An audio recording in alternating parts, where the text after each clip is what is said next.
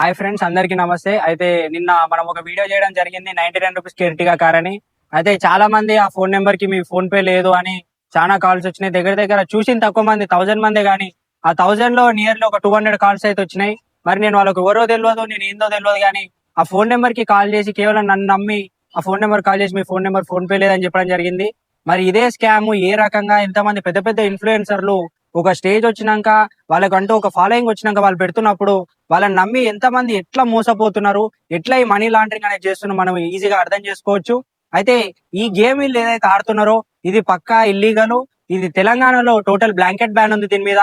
ఇలాంటి యాక్టివిటీస్ కి ఒక ప్రైవేట్ ఆర్గనైజేషన్ కానివ్వండి, ఒక ఇండివిజువల్ కానివ్వండి, దీనికి పాల్పడినప్పుడు వాళ్ళ మీద చట్ట ప్రకారం కఠినంగా శిక్షించి ఎవరైతే లాటరీని అమలు పరుస్తున్నారో, మరి దాంట్లో ఎవరైతే పాల్పంచున్నారో మీరు ఆ నెంబర్ కి ఫోన్ పే చేసి మీ స్క్రీన్ షాట్ల ప్రకారం, మీ రికార్డుల ప్రకారం మిమ్మల్ని కూడా చట్ట ప్రకారంగా అరెస్ట్ చేయడం కానీ మీ మీద శిక్ష పడడం కానీ జరుగుతుంది.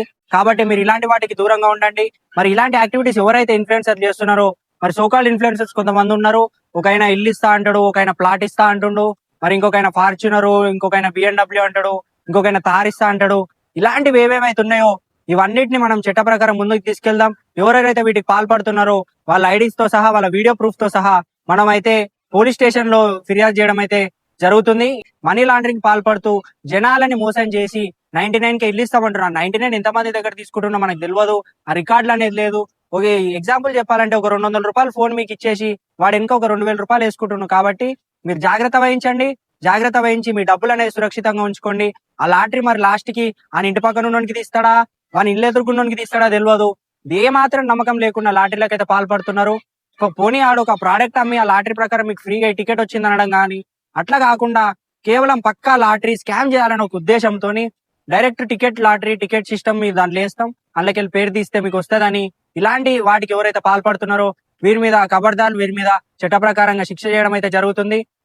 మరి మనం వీళ్ళందరి మీద కంప్లైంట్ ఫైల్ చేసి ఎవరెవరైతే ఇలాంటి ఫేక్ పనులు అన్ని చేస్తున్నారో వాళ్ళందరినీ గవర్నమెంట్ సిపి సజ్జనార్ గారికి కూడా ఒకసారి ఇన్ఫార్మ్ చేస్తాం.